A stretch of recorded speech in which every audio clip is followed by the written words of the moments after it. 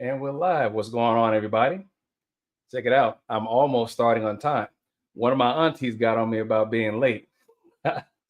All right. So, you know how it works here. Find somebody who knows somebody to tell somebody about what we've got going on. If you like it, let me know. Share it if you do. And subscribe if this is what you're looking for. All right. So, let's do this. Let's go ahead and let's get our background music in here to get things smooth.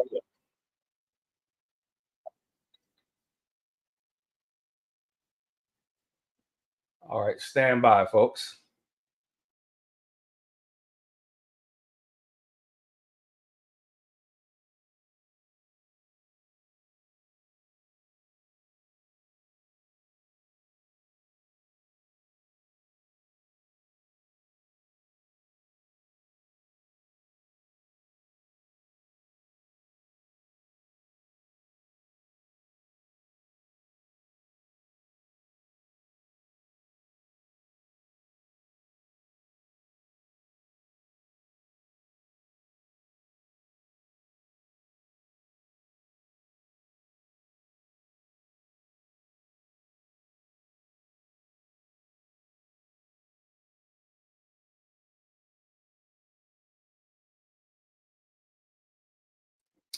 All right, just had to make sure I took that background sound out. So let's get on to it.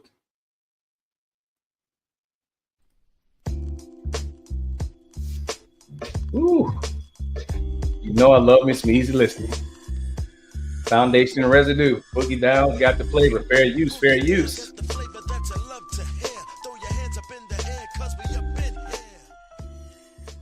ahead and fade this into the background.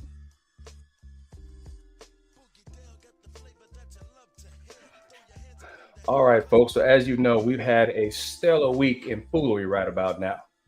So what I'm looking at doing here is not only just discussing what's been going on, but today I've got a treat for everybody. I'm going to have my little brother who's going to be a part of the show. So let me go ahead and bring him in.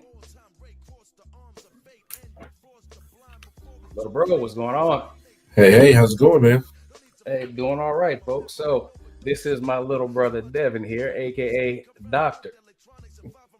All right. So for the most part here, it's going to be the same type of format where I've got a couple of topics that I'm going to present here, but it's going to be something that's current that everyone is familiar with. So Devin here is going to be able to join in with us. But before I go ahead and say any more, hey, Devin, go ahead and give everybody a little bit of background about yourself. Hello, everybody. As mentioned, my students call me Dr. D. I have been a part of the education world for over 25 years. I spent a lot of time in secondary education and have recently moved full time into the higher ed space. And so love teaching teachers and helping folks understand kind of the ins and outs of the world of education and how that impacts not only the students in the building, but the communities that those students go back into after the school day is over. So excited to join the conversation and looking forward to engaging. All right. Appreciate it as always, little bro. Appreciate it. Now, one of the things, folks, that I will put out right about now here is that Devin and I are from Tennessee. So I don't know if anyone's familiar with a lot of the foolery that's been going on in Tennessee as of late, but if opportunity presents itself, I'll have Devin come back and maybe we'll do a show specifically that looks at what's been going on in Tennessee since, we'll say 2020 or so. But for right now, go ahead, Devin, what you got? No, I said there's a lot. There's a lot to unpack there. Now, I know I've missed a few things here and there, and that's the truth be told. Absolute madness here. But like I said, let's go ahead. If we can get a few more folks, we'll bring a few in if we can. But before we get started, I just want to get a shout out to one of my classmates. Hey, Penny, keep doing what you're doing here fighting cancer. But hey, girl, here's your shout out. Just want to make sure that it gets known. So if you need to, let everybody know that you got one on here for me. All right. Also, as well as that, I want to give a shout out here to I think I mentioned them before, but Black Eyed Peas, located at the Linwood Mall, or actually behind that, for some good Southern cooking. As I mentioned before, if things go right, we'll look at doing a few live broadcasts out in that direction. So if there's anyone in the Hampton, Newport News, Norfolk, Virginia Beach area, be on the lookout for that. All right, so rolling into the first one. So if anyone is not familiar right now, the newest kick that could not get fully passed through in Trump's last administration now is eradicating anti-Christian bias. So let me go ahead and just read section one here. Purpose and policy. It is the policy of the United States and the purpose of this order to protect the religious freedoms of Americans and end the anti-Christian weaponization of government. The founders established a nation in which people were free to practice their faith without fear of discrimination or retaliation by their government.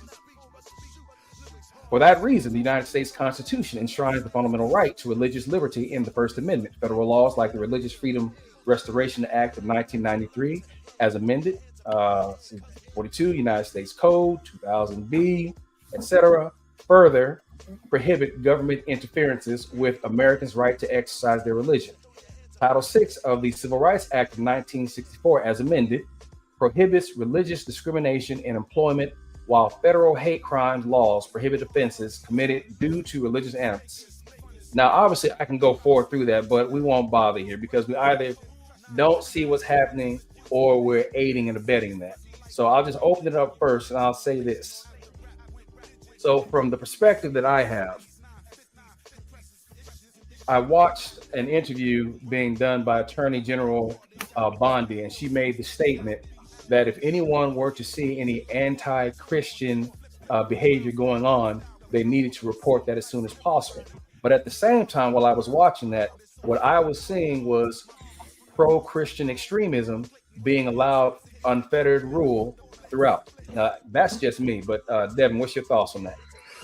Yeah, I think we've historically had an issue or struggle with balancing equality for all, right? So while there's a lot of talk about how the country was founded, I think history would show us that the ideals that some folks espoused versus how folks were living and what they were doing were two different camps, and I think that's an issue we continue to deal with today.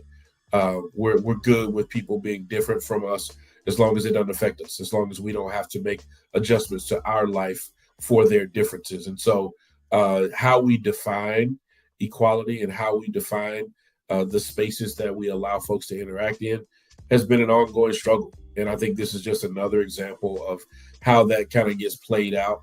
And yeah, there are going to be some extremists. There are going to be some people kind of on the fringes or the edges of these conversations. But at the end of the day, this is just a continuation. And hopefully we start to learn how to deal with people in a broader context. I think this might be also one of those situations where, you know, most folks hate the government but love their local officials. And so, you know, this is kind of one of those can't see the forest for the trees type situations where, you know, just a lot of folks don't necessarily understand kind of the broader picture. And so the narrative that's being spun might be a little bit different for an individual's experience. And so they just brush it off or they don't give it enough thought that they should. And so to your point, you start to see some of these smaller groups have this oversized emphasis or oversized impact on the national dialogue, which can be destructive for everybody. Now think of this perspective also. So again, it's almost, well, I shouldn't say almost, it is complete hypocrisy to hear this chant being made about anti-Christian ballots and also hate crimes and things of that nature. But let me read you a list. I took this down a while back here, and let me know if this rings true here. The main people mischaracterizing freedom, the right to bear arms, love of the Constitution, and other misattributions of patriotism seems to always be the ones responsible for committing the transgressions against what they claim to stand for. That sound about right? Right. So this statement is coming from a party responsible for the continual violation of societal norms and democracy, such as. So I just went through an entire list. Now this is again coming from this administration. It started during the last, but it's a running list that I kept here. So forgive me if it runs like maybe 12 or 13 things, right? So we have extortion of foreign aid to Ukraine, gerrymandering of SCOTUS, 1.5 trillion tax cut favoring the wealthy, obstruction of investigations, fruitless trade wars, 35-day shutdown of U.S. in an extortion attempt for border wall money, raiding of government agency funding for border wall money, defiance of mask mandates, acceptance, spread of vaccine hesitancy, acceptance of conspiracy theory, election denialism, reversal of abortion rights, government attacks on LGBTQ, comfort shown to white nationalists, Nazism, separatists, mischaracterization of critical race theory, attack on the nation's capital, 6 Jan 2021, disingenuously describing the Capitol attack as legitimate political discord and a normal tourist visit, attacks on law enforcement, and then theft of classified government documents. And what I forgot to put here was also the decrying of religious persecution, but yet doing the majority of persecuting of other religions. So that's what I've got here to put down for that. Anything that you can think of to add, or is there anything that you would like me to read back that you would like to, excuse me, add comment to? No, I tell you, the thing that jumps out at me was the issues there kind of come back to, again, that centralized idea about historically, there's always been this need in America for an us versus them mentality, right? Now, I could see at the founding of the country where that was truly the case, that there were other entities outside of America that had a vested interest. But we continue to propagate that situation in an unhealthy way. And I think all of those examples that you just named are examples, even whether they're small or big, of ways that we've continued to have this in crowd versus out crowd. And so the in crowd can't do any wrong and the out crowd can't do any right. And to your point, the hypocrisy of that lack of self-awareness on the part of some of these folks is causing a lot of harm, a lot more harm than good. Now, going back to that, here's a statement that I've been making through a series of videos I've put out over the last week and a half or so, talking about how the Confederacy has risen again. Whether people realize it or not, we are dealing with the Confederacy in a modified standpoint. To which I normally will say, if anyone asks me, we're looking at a revamped Confederacy that is masquerading as today's Republican Party. Now, does that sound accurate, or am I being too hyperbolic? There's the thing about history is we're doomed to repeat it, especially when we don't study it well enough and we don't have guardrails in place, right? If the days of the statesmen who held us accountable for the ideals of this country, it seemed to be a bygone past. And so, so there are aspects of what we see and what are going on right now in our country that are reminiscent or pieces or parts of the playbook from the past, packaged differently because, we live in 2025, but there are absolutely aspects of that history that folks want to see brought back, that folks feel like were better for us as a country. And so, you start to unpack that issue, and you see it pretty clearly, not too deep in there. So one of the biggest things that I keep pointing people towards is when I hear Donald Trump make statements such as the Black History exhibit at the Smithsonian, oh, it's racist and divisive. And so I'm thinking to myself, what history is he looking at? But then again, this was probably about 2 months ago where it finally dawned on me what was going on, at least when you were hearing Donald Trump make these statements of, oh, no, this is racist and this is dividing our country. This is horrible. The government is weaponizing woke. Again, that was a term that was misappropriated, but not enough people were willing to speak out against how it was being utilized. But again, as far as the history that he's referring to, we know that the history that is known and recognized by everybody else, even though it does have its issues occasionally of acknowledging accomplishments from Blacks, Native Americans, Hispanics, Asian Americans, and even immigrants. The thing here is that it is history, and that's what we can account for. But the problem goes back to the end of the Reconstruction period. to whereas when the last troops were pulled out from the South, the antebellum South was able to return to what they were prior to the Civil War, which was racist and Negro abusing. That's all it could. Negro abuse is pretty much what it was, where you had the Ku Klux Klan that was running rampant, lynching, murdering, raping, maiming former enslaved citizens. But now when Jim Crow came into place, it was now given the go ahead to where let's take it back to what we know best. Now, when I speak of history, I'm speaking about the history that is known through the majority of the southern states and a few places up north that was put forth by the Daughters of the Confederacy. So again, I spoke of this, whereas the Daughters of the Confederacy were daughters of the Confederate soldiers. And these groups of women, when they grew to age, they made sure that whatever story that was true about the Civil War was misreported, misrepresented, to where you have people who actually believe that slavery was really not an issue. And instead, they make the statement, we fought for heritage and for states' rights. So that being said, let's go ahead and move to the second tab that I mentioned. And what I want to do here, just in case anybody's interested in where I got this from, it's from the Christian Science Monitor.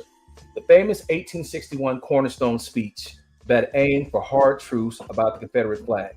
Now, the reason that I went after this article is because I had heard someone make a statement.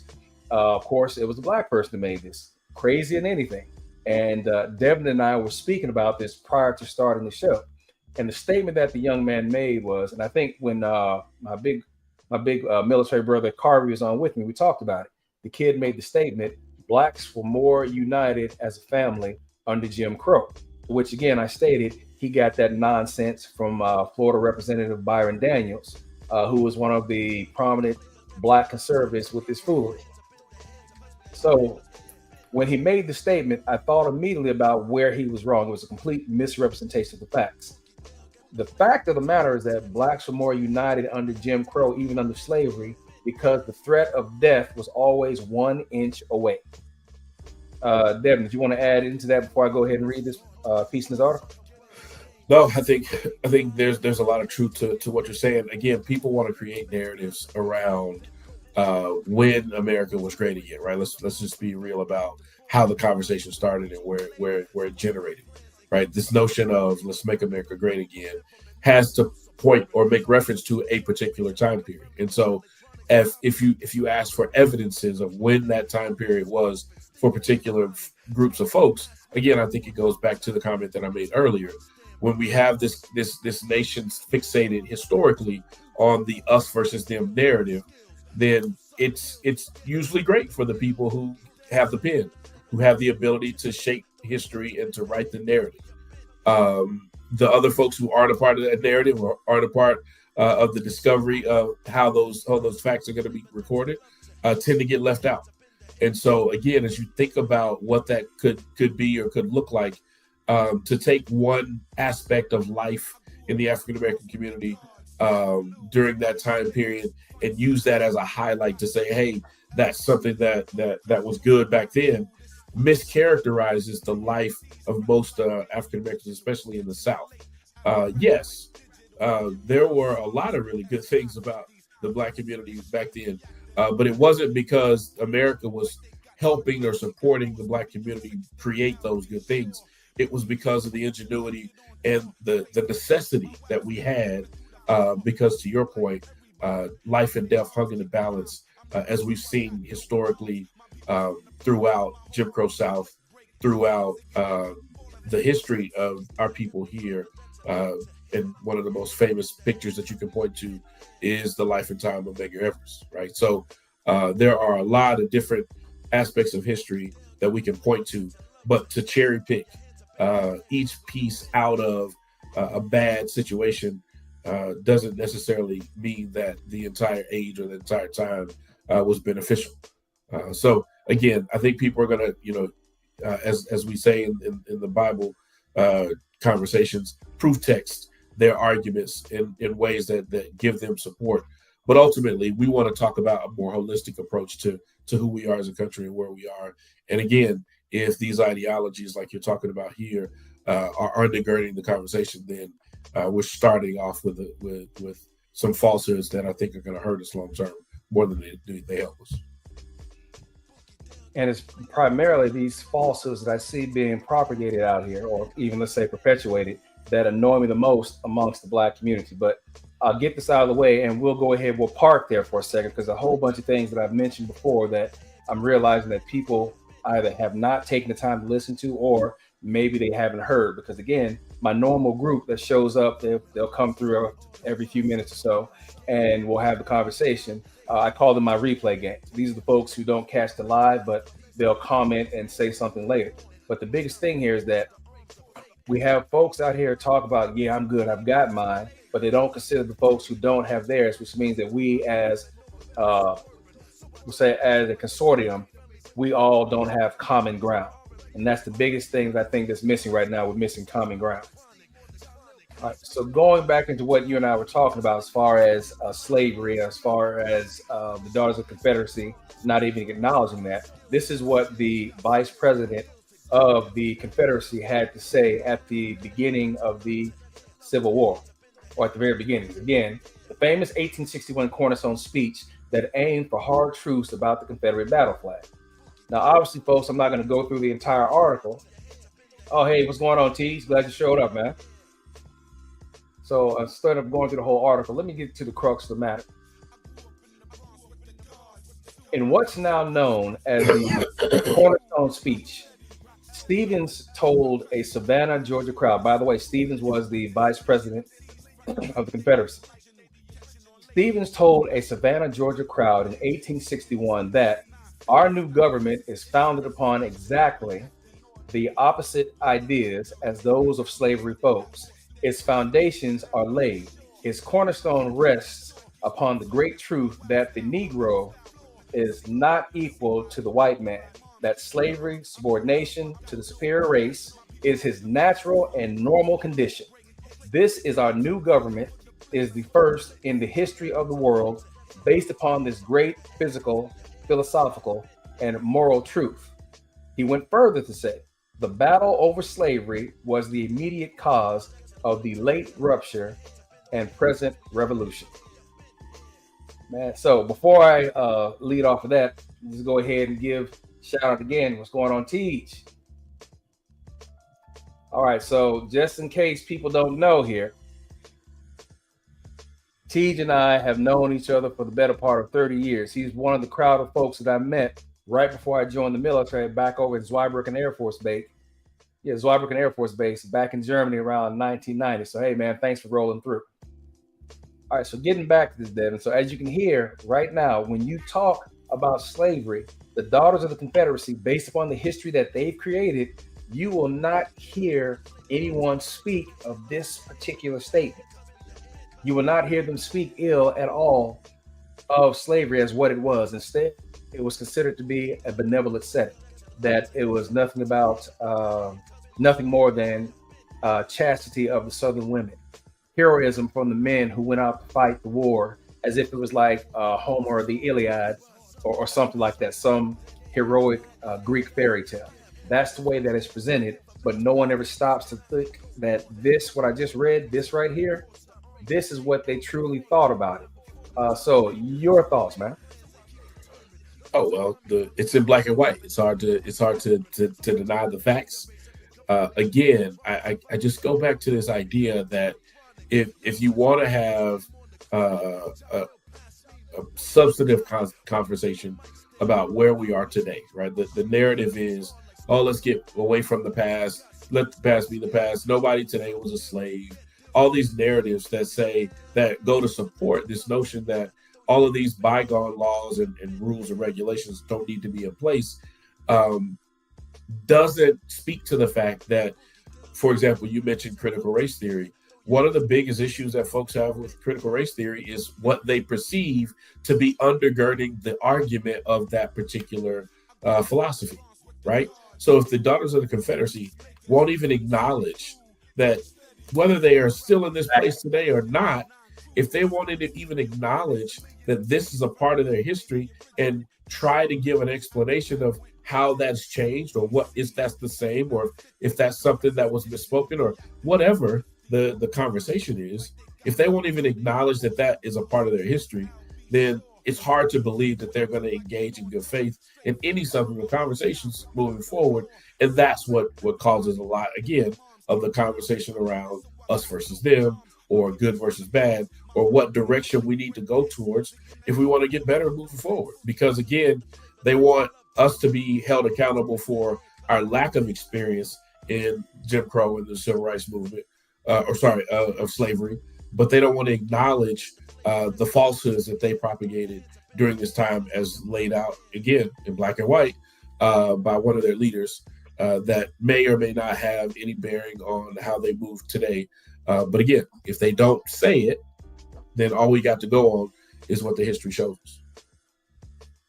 And that right there leads to my next point of contention when we talk about what the history shows. Because again, when you hear Donald Trump make the statement of Black history being divisive and racist, it's funny that he doesn't think of any of the commentary that has either come from him or the people who work for him, or, for example, on the night that it was seen that Kamala Harris is going to lose, around 11:46, 11:47 p.m., Nick Fuentes comes out and states, "Your body, my choice forever."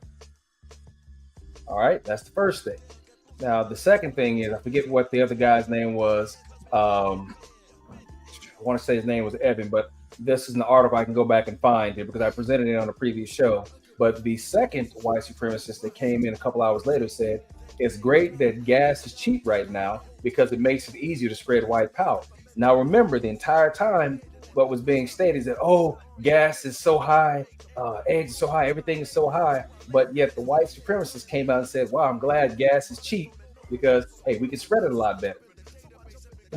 And then now, the third thing, another white supremacist came out later on that morning and made a statement to the point of interracial marriage done, gays over, trannies back in the closet, Jesus back in school, we're back.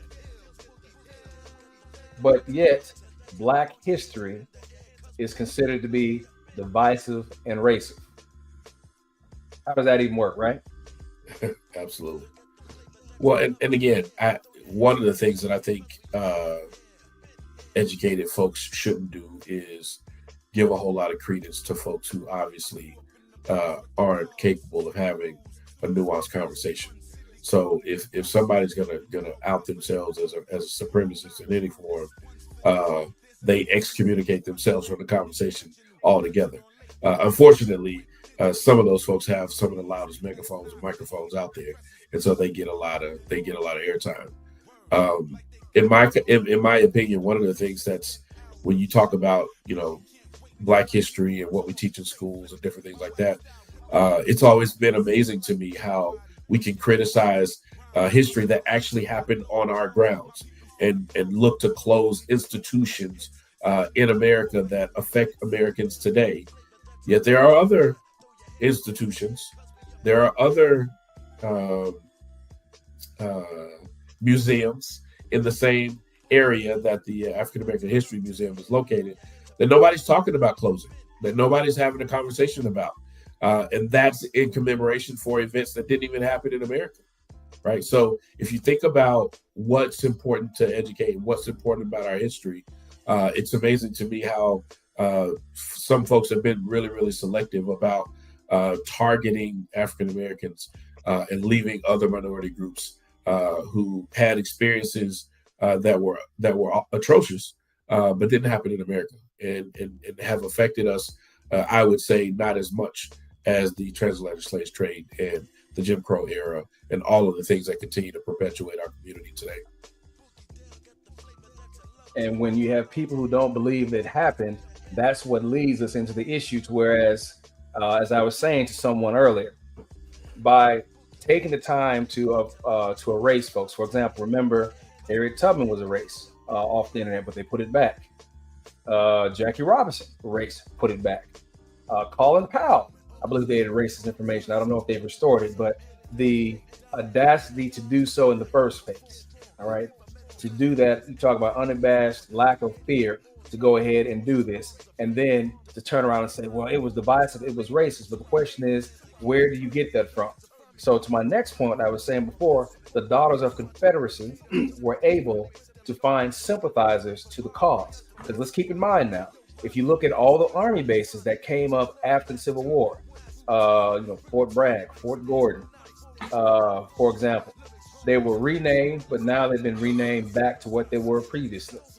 But the whole presence here is that these were bases named after Confederate generals and also Confederate soldiers. But the statues were put up after the war as a reminder to make sure that blacks in the antebellum, or called the antebellum South, but in the Jim Crow South, still remembered who was in charge. So it was fear and intimidation that was still being utilized with the statues. The second thing was the education system, whereas they being the Daughters of the Confederacy, were able to find publishers who were sympathetic to their cause, who published the history that they fabricated, otherwise known as the lost cause narrative. And this went into history books starting around 1909, 1910. And funny enough, it is still, well, I shouldn't say it's funny, but it is still being perpetuated today. Depending upon what region of school systems you belong to, you have two competing histories. Again, the history that you and I know of, and the history that Donald Trump refers to when he calls Black history divisive. That's pretty much where it comes from. So what you have now is almost counted up 130 years of racism or selective racism, or even should I say code words that are being taught and still floating around right now inside of school systems. For example, during the time of, I think it was Brown versus the Board of Education, when you stop and take a look at that, the folks who had the biggest issue with the desegregation of school systems were the folks who were learning directly from the history per the Daughters of the Confederacy. So these kids between 1909 and we'll say 1960, they came up reading the history that the South was benevolent.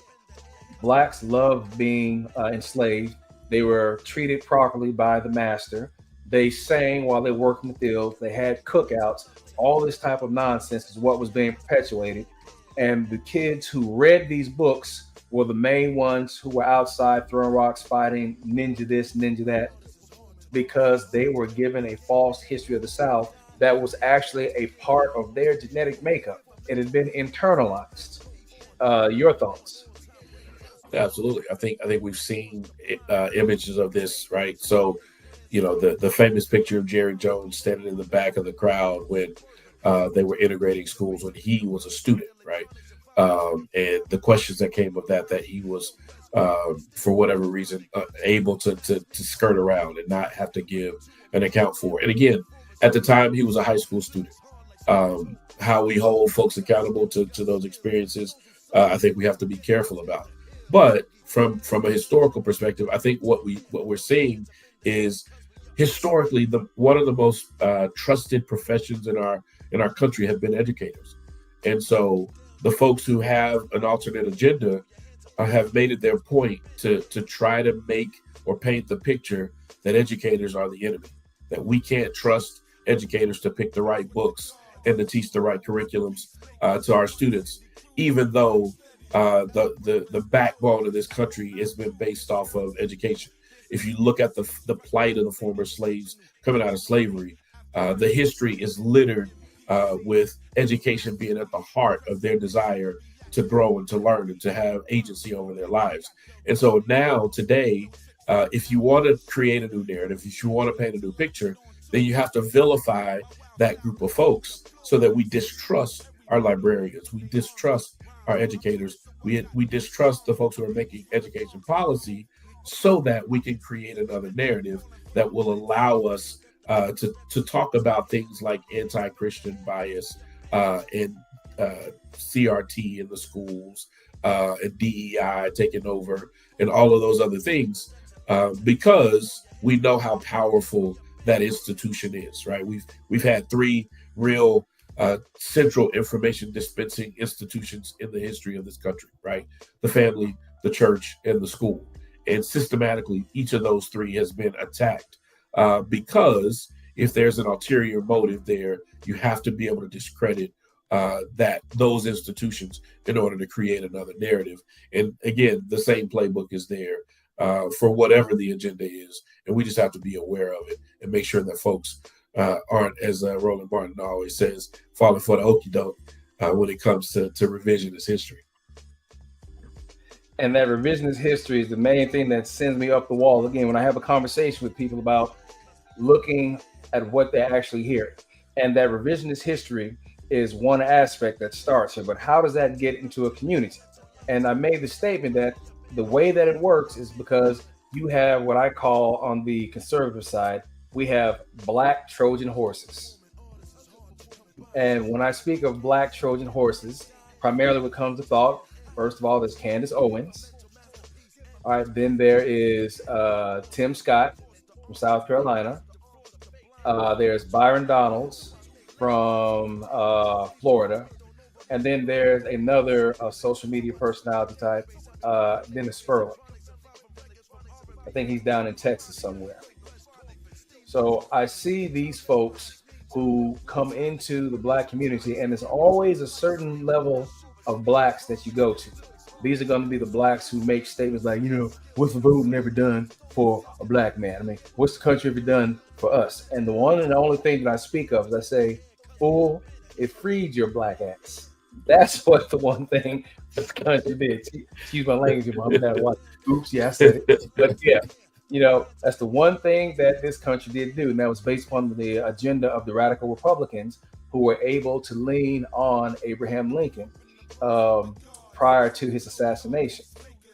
But that's the one thing that I will say that came out of that. But then the problem that comes from this is that when you have these same, as I call it, charismatic idiots, all right?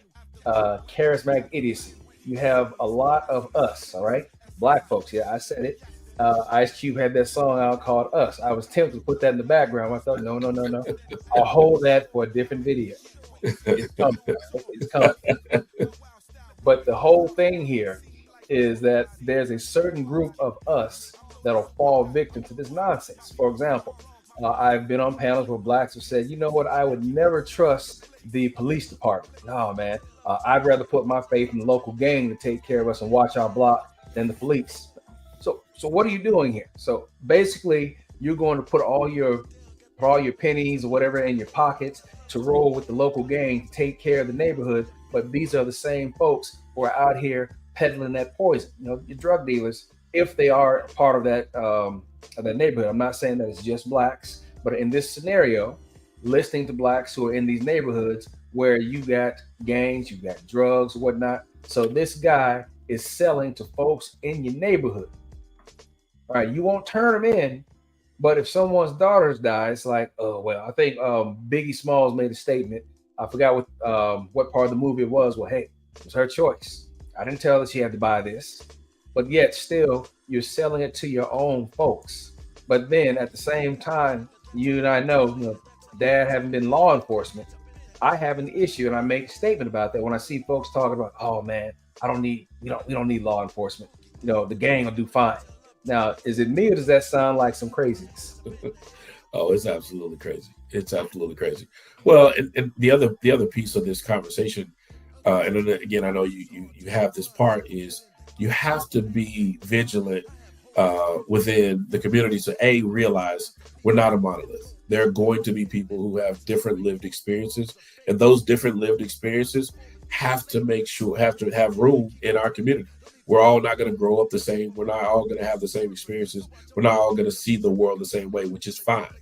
And so I think one of the things that has to be at the center of any conversation when we talk about kind of an internal conversation is there's got to be room for different experiences, but nobody gets to paint everything with a broad brush. And I think one of the things you were pointing to with those folks that you named, and I know some of them, and I don't know all of them, but the folks who try to paint with a broad brush usually get it wrong most of the time, because you're talking about very nuanced things in the lives of individuals, and how we contextualize those is going to be different based on our experiences.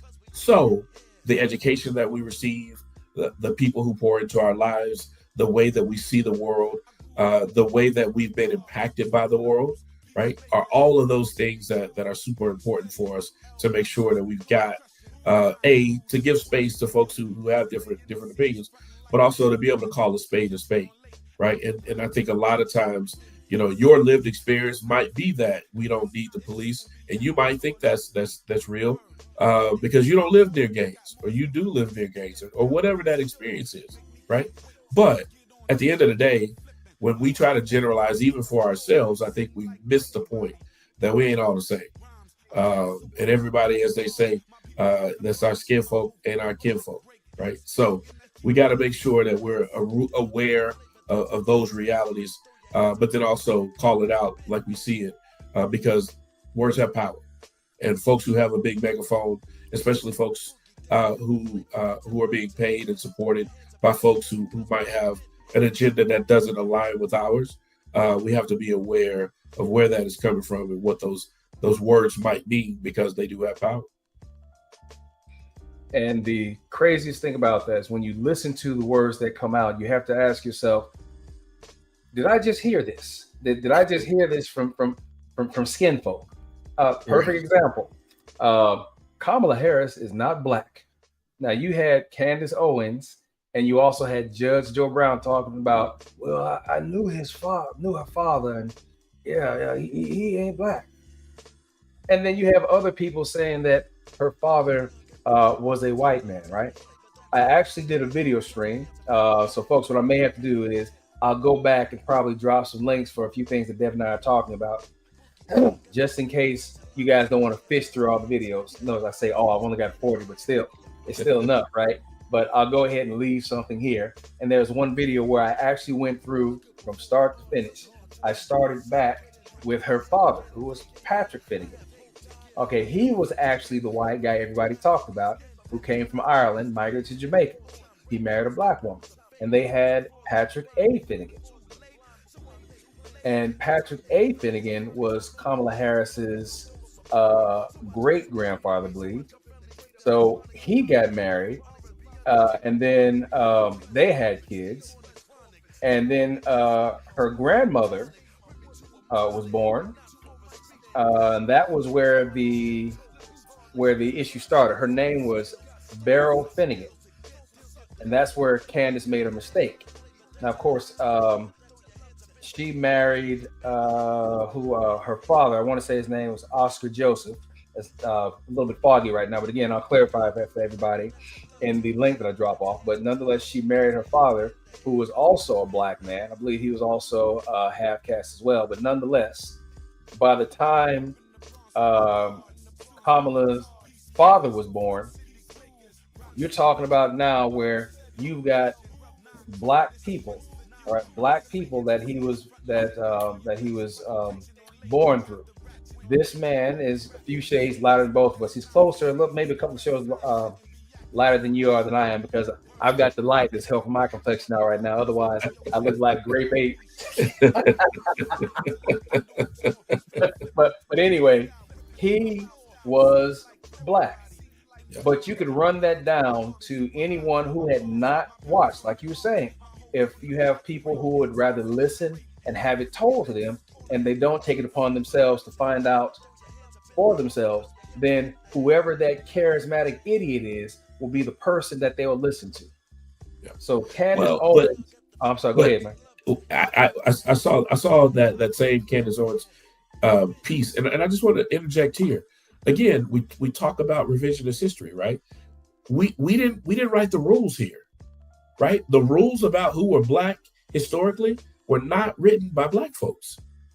And so at what point did we get to move the goalpost from, if you got one drop of black blood, you black, into now you got a lot of black blood, but it ain't good enough, right? So again, I think we just have to be aware of being drug into these nonsensical conversations around things that don't matter because somebody else had an agenda, and now that the reality doesn't fit their agenda, they want to move the goalpost and then complain when we say, oh no, you said these are the rules of the game.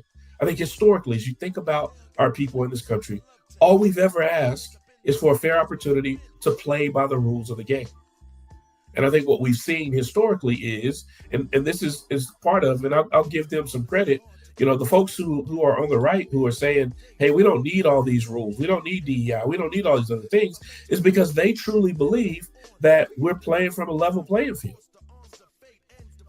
Well, now that we're playing from a level playing field and there seems to be some differences here, we need to recognize that and understand that moving the goalposts after the fact ain't something that's going to help or benefit anybody.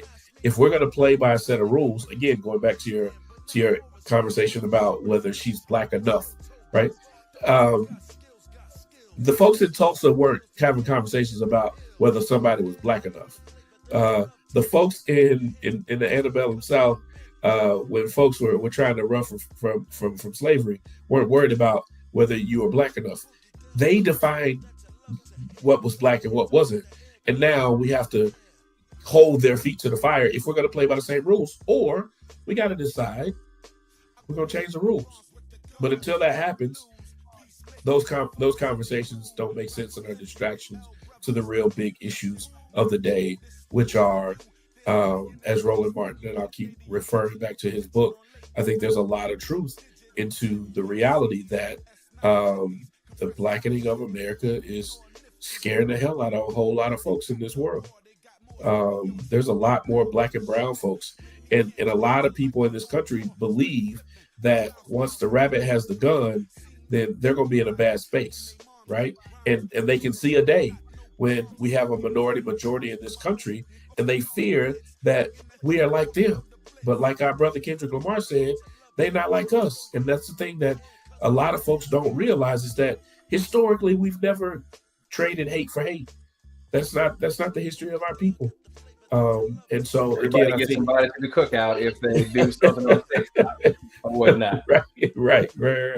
So again, I hesitate to give credence to folks who haven't done the work because they just because they got a loud megaphone or they're willing to pay the extra money to get their posts cast at a wider net. But I think the history shows that these are the things that make America successful. And historically, black folks have just said, hey, we just want a fair shot to play by the same rules that everybody else is playing by. The question is, are you actually giving us a fair shake as we start to try to play by these rules, right? Do we really need DEI? Well, I think if you would ask the high percentage of female serving on the Supreme Court, I think DEI served them pretty damn well, don't you think?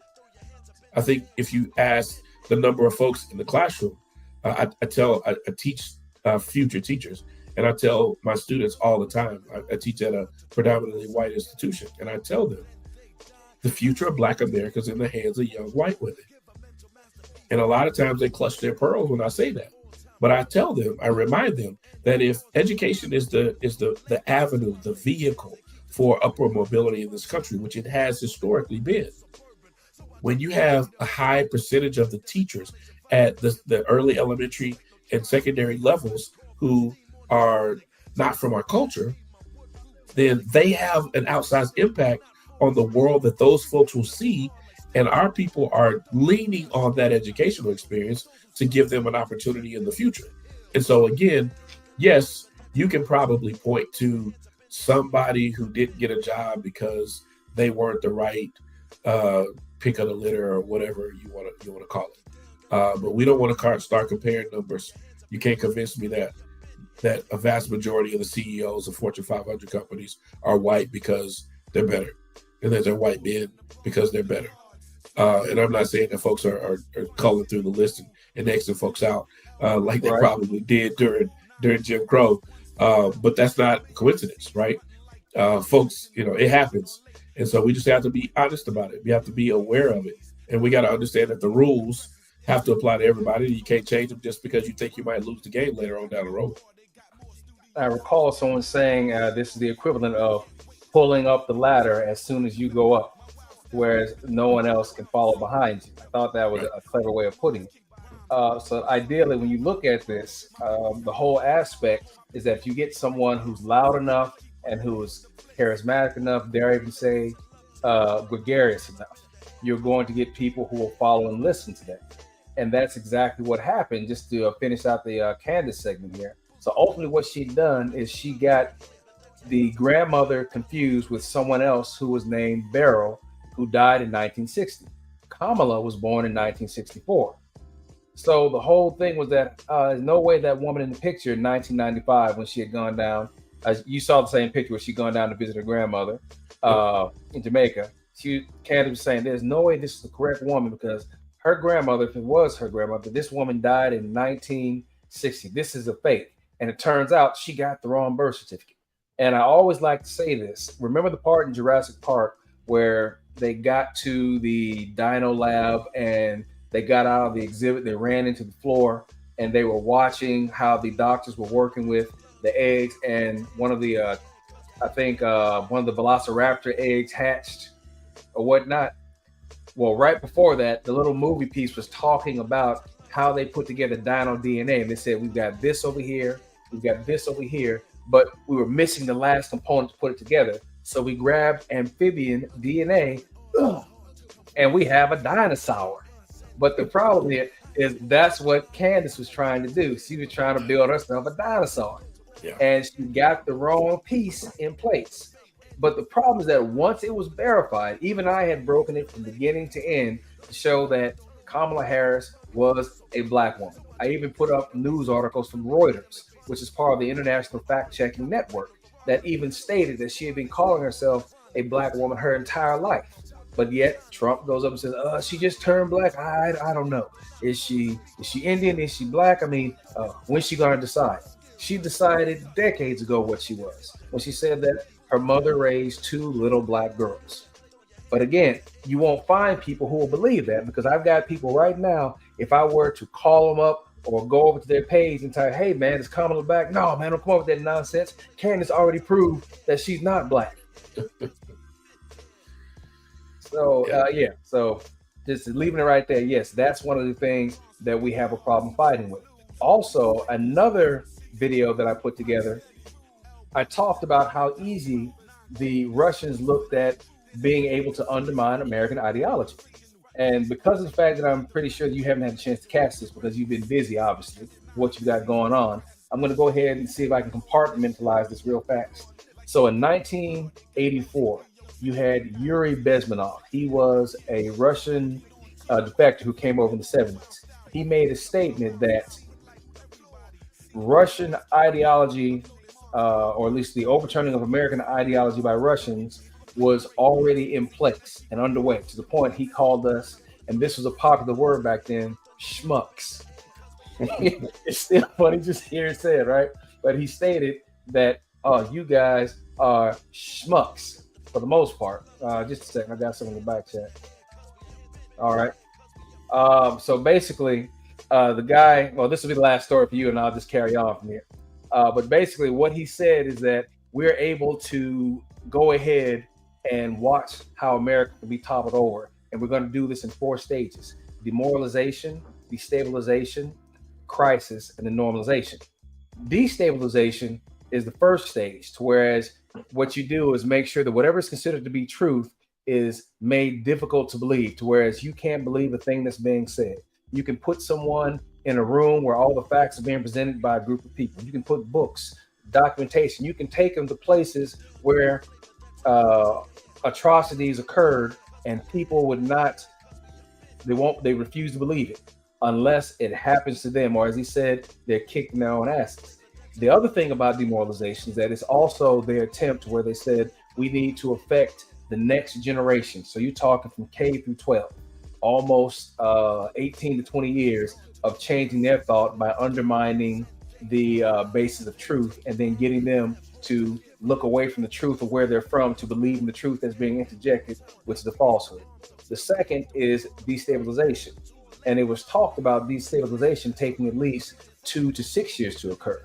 During that time frame, what is going to happen is that you're going to see a destabilization of the defenses. Now, think about right now when you look at defense, whereas we're looking at rooting people out of the military who came to serve, but because of sexual orientation, belief, or whatnot. We're getting rid of them. Look at the economy.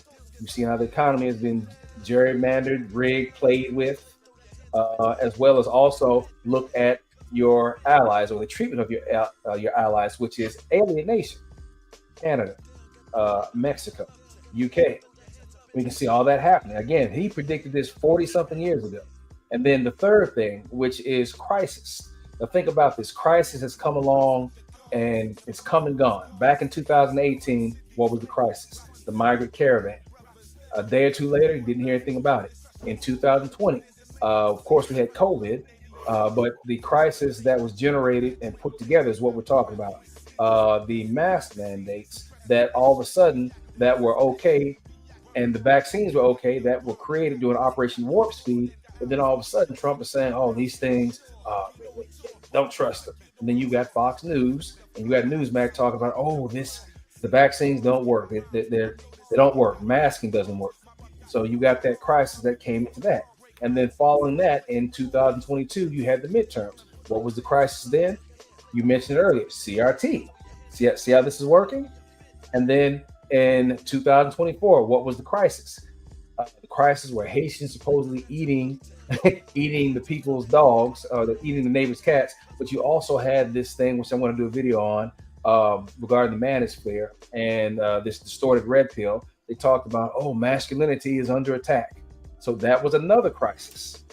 And because of the fact that the red pill viewpoint is always looking at the unaccountability of women, it never focused on the unaccountability of men as well. So that is just something else I'll put off to the side here, but that is crisis. And then the last thing is normalization. And normalization is when you have people talking this type of nonsense. Kamala Harris is not black. Blacks were better off under Jim Crow. All right. January 6th was just a normal tourist visit. And then, of course, you had the other aspect, whereas, grab them by the punani. All right. You couldn't have done that 30 or 40 years ago. All right. But that is, like I said, that is the stage that they were talking about. But to speed this up here, let me do this, man, because I know you got to drop here pretty soon. So let's do this. Let me just get your last couple of say-sos on this. We can probably run through and I'll probably hold it down from here. Trump says the government will revoke Harvard's tax-exempt status. The university's president says that would be illegal. Your thoughts? Quick lightning round. Go. Absolutely illegal. The basis of our higher educational institutions rests on free speech. And so basically what's happening here is, because these elite institutions won't acquiesce to the things that the administration wants them to do, he's trying to use the power of the purse to persuade them or to coerce them to do what he wants them to do.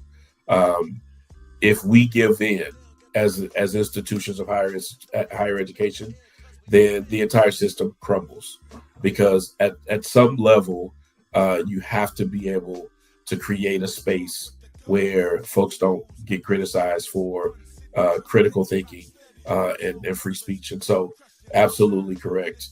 I don't think the Supreme Court would uphold these policies at all. I don't think they would allow their tax exempt status to be taken away. But if they did, this would again be another example of how we're trying to create this boogeyman to reach a political end that is going to ultimately hurt our country much, much more than it's going to help. All right. Well said, little bro. Well said. Moving on. Check this one out. Justice Department ends civil rights era school desegregation order in Louisiana. When the Justice Department lifted the school desegregation order in Louisiana this week, officials called its continued existence a historical wrong and suggested that others dating to the civil rights movement should be reconsidered. The end of the 1966 legal agreement with Plaquemines Parish Schools, announced Tuesday, shows the Trump administration is getting America refocused on our bright future, Assistant Attorney General Harmeet Dillon said. Your thoughts? There are a lot of school districts around the country that still are under desegregation orders. Whether they're needed or not, the question remains: how do we ensure that students from all backgrounds have equal opportunity to a high quality education? The burden of proof should be on the districts. And so if they want to champion removing these mandates, they should also be forced to show a plan, a strategic plan around how they intend to either maintain the policies that they currently have or implement policies that will ensure equality for all students in their school districts. And again, some of these in some areas may need to be, may be okay, leave it. The problem is, how do you address centrally an education issue when we all know that school districts are based on how much your parents make, right? So if you're in a district where the property values are high and that folks make a lot of money, folks who can move into that district are restricted because they got to make a certain amount of money. A lot of times, those have correlated with ways that district lines have been maneuvered along racial lines as well. And so again, I think the burden of proof should be on the districts. It should be on the leadership from an educational perspective to show why those things can be removed safely, and if all students can be supported and encouraged and educated at a high level, regardless of where they come from or what their income levels are, then we won't have any problems with that. Other districts around the country have proven that throughout the years. So again, just to say, oh, this has been a burden on us, I can tell you a lot of stories about how folks feel like it's a burden to do a lot of things. Title IX is a burden on some people. Creating opportunities for all students, regardless of their disability, has been a burden for some people. But it's the right thing to do. It's the thing that as a country, we owe it to the next generation to offer a free and an excellent education for all, regardless of whatever category we want to fit them in. Agreed. Just to piggyback on that, I'll just hold you for another quick second here, little bro. School choice. The understanding of school choice here that I've explained to folks, I shouldn't say just me, but I look at it is that all it's doing is more or less taking the money from the public school system and dumping it into private school, therefore attempting to privatize public education. Now, am I looking at this wrong, or is there a better way to explain that? Or is there a better scenario that you can give? Yeah, I think that's one way to look at it. I think it's very reductionistic. Let me just put it to you this way. Earlier in the conversation, I talked about playing by the rules, right? So the conversation that we were having around that was, is Kamala Harris black enough? The rules were set.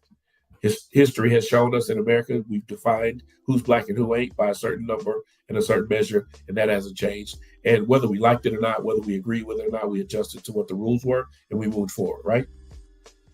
School choice is a very, very similar way. The discussion should be over. Public schools historically have funded their education based on the number of students in their schools. The federal government allocates a certain number of dollars per student in your particular school. That is the rule. Just about every place in America, it doesn't matter where you live, what you do, or how you do it. All school choice is saying is, if the public schools have decided that to educate your child, it costs $100. If they decide to move from one public school to another public school, you know what happens with that $100? It goes where the student goes. So if one school has 1,000 kids one year and they only have 500 kids the next year, then their funding is going to be reduced based on the number of kids that are in that school. So the school choice conversation is over. It's a false narrative. It's a straw man.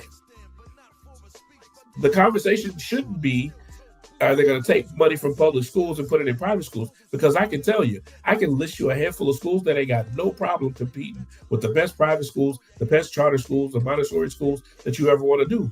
Again, you try to remove the burden of expectation when you start conversations like this around, this is going to take away funding for public schools. Now, if you want to have a separate conversation around, are public schools funded adequately? That is a completely different conversation. Then should parents have the ability to ensure that their student, based on what their students' needs are in the right environment? That's the heart of school choice. This is not about my kid wants to go to a private school. This is about allowing parents who historically have had the option to do this, by the way. So again, the rules have been set.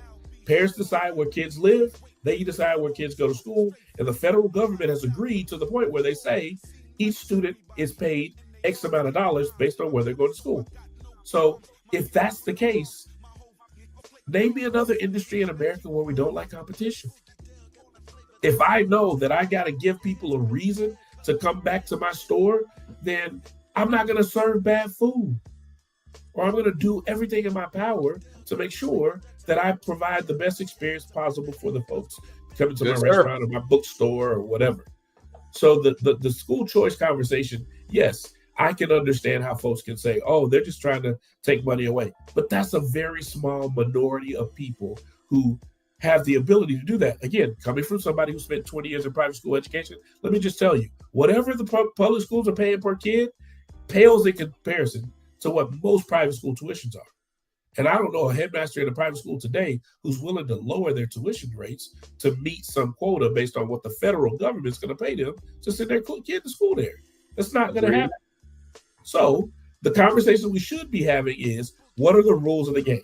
The rules of the game are the federal government funds education based on the number of students. There are a lot of other factors. There are a lot of other ancillary pieces, but the core piece of school funding centers around how many kids are in your building every day. If that's the case, then that should be true for all schools. Now, the other piece of the conversation is, well, public schools have to abide by a certain set of rules. We have to provide special education. We have to provide supports for students who don't speak English as a first language. A lot of independent schools and charter schools don't have those resources. So if the argument is, hey, I'm for school choice, but the choices have to all have this baseline of support for all students, that's again a different conversation.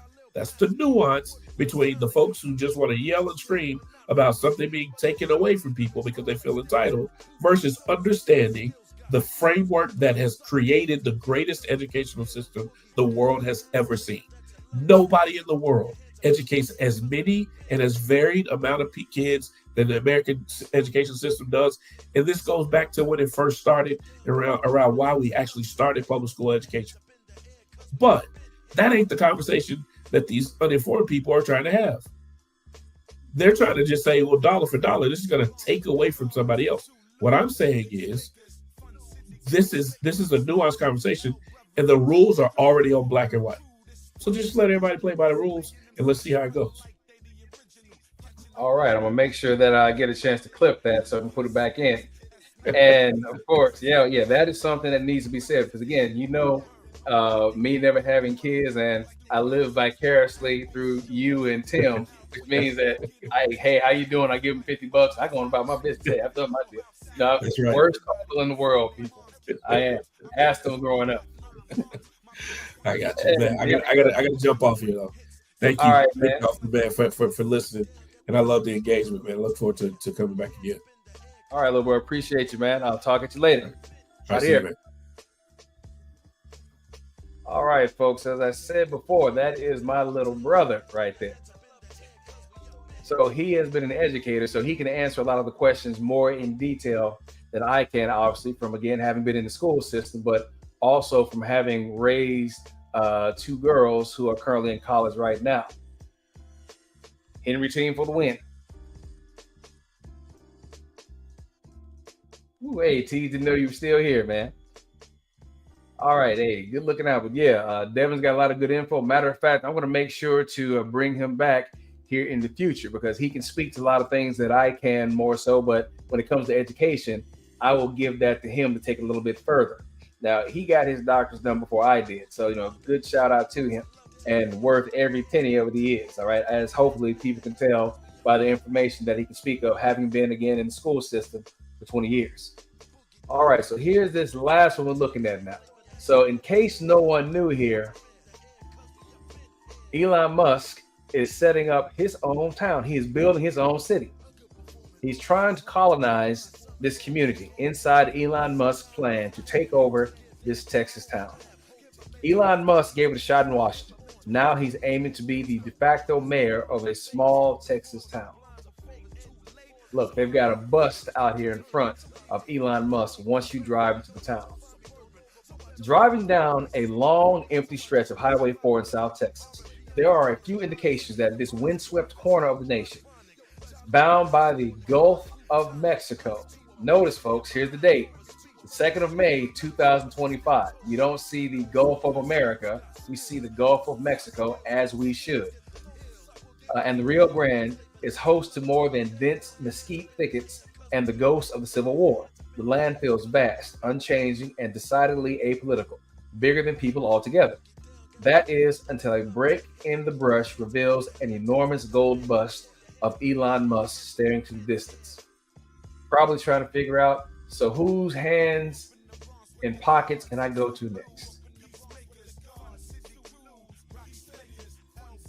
So yeah, that is the city being put together. It's almost like looking at Las Vegas when Las Vegas was first built. Out here, there are a few indications that this windswept corner of South Texas is host to more than dense mesquite thickets and the ghost of Civil War. Top Starbase. Let me bring this back down here. Starbase in Boca Chica, Texas, is the main testing and production location for Starship launch vehicles. Bottom left, a concrete tower off of Boca Chica Boulevard in Brownsville, Texas, featuring 2 Shiba Inu dogs popularized by the dog meme. Bottom right, Starbase is also home to SpaceX headquarters. This is the definition of doing way too goddamn much. Then, signs of the political moment are everywhere.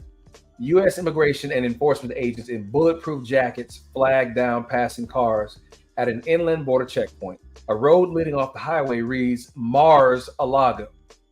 See what he did there? 100 yards away, bookending an old black Studebaker parked for sale in a dusty pullout, murals of Musk's face and the Doge Shiba Inu plaster 2 30-feet concrete towers. And finally, rising from the empty salt plains in the shadow of a towering rocket ship and suborbital launch vehicles sit homes and hangars, office buildings, and neighborhood streets. This is Starbase, the soon-to-be newest city in Texas, and Elon Musk's first company town. The far-flung settlement populated almost all. Let's try this again. The far-flung settlement populated almost entirely by SpaceX employees and construction workers is the site of SpaceX's launch pad for their next generation of Starship rockets and home base for humanity's future colonization of Mars. Then, of course, we're going to have the proverbial ass kissing. What's happening here is incredible, said Kit Frederick, an Oregon resident who bought a nearby plot of undeveloped land recently, enticed by its proximity to spaceflight. Someday, every state in the union is going to want something like this. Yeah. So, let's think about this. For the period of time that Elon Musk spent in Washington, we've seen his little wrecking crew, which is still there right now, getting their fingers into any and every financial system of organizations that have either been told to the Trump administration that need to be refunded and put back on the map, or some that have been carved out and been pushed off the table completely. The question I have is, where is all this money that's supposedly being saved going to? Now, whether anyone thinks about this or not, there are rules for documentation inside of the Department of Defense. These rules are then pushed down to all 4 services. And the rules that we follow all start from the top and go down. So one of the things they talk about is the records management function. Now, ultimately, once you have records inside of an organization that reach a certain period of use, they go into storage, and then eventually they're moved to another location where they're either stored for longer or they can be destroyed sooner at the location where they're originally created. But essentially, all those records that are 25 years or older, after they go from, let's say, an organization like a base, for example, to the local record staging area on that base. And then once they meet a certain term period, they go to a federal records storage area where they'll be kept for up to 15 years or a little bit past 15 years or longer. And if it gets to the point where that record is maintained past 25 years or is a permanent record, it's moved over to NARA. But that's the same thing here, or I shouldn't say it's the same thing, but looking at that same thing, when it comes to accounting, that is paperwork that is also maintained as well. Where is the paperwork? That question is one that I have not seen asked. For all that money that's been saved, that should have been someplace where somebody has been ticking it off for any type of savings, actual savings, not savings that were saved during an administration or maybe a few years before that administration that has already been taken off the books. But then you arbitrarily say, oh, look at what we've done to save money. This was already saved 2 fiscal years ago. None of this trickery per se. But he is out here building cities after we have seen money that has been supposedly saved, but not been made known to folks where it's gone to. So I'm not trying to play conspiracy theorist here, but I'll simply ask again, where are you getting the money to build a city? Now, we already know he's richer than anything. Now, to counter to my statement, I could say the contracts that Elon Musk's businesses are still getting while everyone else is losing contracts. That would probably be something that he could utilize to make his little city come true. Well, it's enough to do your head in. And actually it does. But ultimately, what we're seeing right now is just a gradual breakdown of the foundation of democracy and what's been allowed to go on here. Now, I will continue making the statement known. I'm going to say it again. We're looking at a revised Confederacy that is masquerading as today's Republican Party, given power by Project 2025 that Trump denied that he knew nothing about, that was sponsored by the Heritage Foundation. Well, nothing else that I can pretty much say here, folks, other than thanks for tuning in. And as I said before, I'm going to look to try and make sure that I get my little brother on more often to include additional folks to add to the conversation. So I want to think that we had a good conversation today. I want to appreciate those who were able to show up and drop a few comments in here. Thanks, Teej. Thank you, Rob, for shooting through real quick. And also thank you, Don, as always, for getting the moment in here early in the morning.